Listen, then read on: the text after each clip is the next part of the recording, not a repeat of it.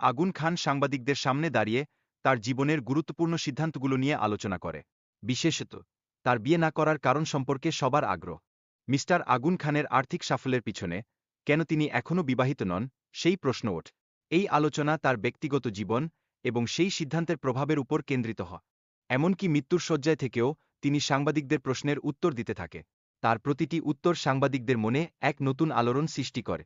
এদের মধ্যে সম্পর্কের জটিলতা এবং পরিবারের চাপ নিয়ে আলোচনা চলতে থাকে। তারা নিজেদের বাঁচানোর চেষ্টা করছে, যা এই সম্পর্কের গভীরতাকে ফুটিয়ে তুলছে। চরিত্র দুটি তাদের ভবিষ্যৎ পরিকল্পনা এবং ফুটবলার হিসেবে সফল হওয়ার আকাঙ্ক্ষা নিয়ে আলোচনা করছে। তাদের আশা ও আকাঙ্ক্ষা একে অপরের প্রতি বিশ্বাসের মাধ্যমে উদ্ভাসিত হয়। এদের মধ্যে বিশ্বাস ও ভরসার বন্ধন দৃঢ়ভাবে প্রতিষ্ঠিত, যেখানে তারা একে অপরকে সমর্থন করার প্রতিশ্রুতি দেয়। এই সম্পর্ক তাদের একত্রে এগোনোর শক্তি যোগায়।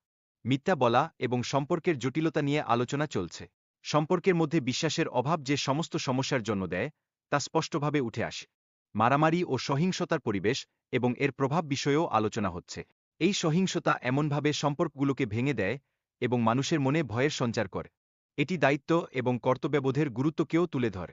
যখন ব্যক্তিরা তাদের কাজের প্রতি মনোযোগী থাকে না, তখন সমস্যা সৃষ্টি হয় এবং স্বপ্নের পথে প্রতিবন্ধকতা দেখা দেয়। মেয়েটির বাবার অত্যাচারের ফলে তার মানসিক অবস্থার অত্যন্ত অবনতি ঘটছে। বাবার হাতে মারধর হওয়ার বিভিন্ন চিত্র তার জীবনে গভীর প্রভাব ফেলে। বন্ধুরা মেয়েটির জন্য চিন্তিত আর তাকে সাহায্য করার চেষ্টা করছে। তারা তাকে নিরাপদ থাকতে এবং বাবার অত্যাচার থেকে মুক্তির উপায় খুঁজতে উৎসাহিত করছে। মেয়েটির শারীরিক অবস্থার অবনতি তার কষ্টের চিত্র তুলে ধরছে। তার পায়ে আঘাতের কথা বলায় বোঝা যায়, এই আঘাত তার অনুশীলনের সময় ঘটেছে। স্বাস্থ্য খারাপ হওয়ার সম্ভাবনা নিয়ে আলোচনা চলছে। এই অবস্থায় একজন ব্যক্তি মনে করে, কাজের চাপ স্বাস্থ্য ঝুঁকির কারণ হয়ে দাঁড়াতে পারে।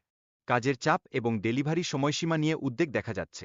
দ্রুত কাজ করার জন্য চাপ সৃষ্টি হচ্ছে এবং সঠিক সময়ে ডেলিভারি নিশ্চিত করার নির্দেশনা দেওয়া হচ্ছে।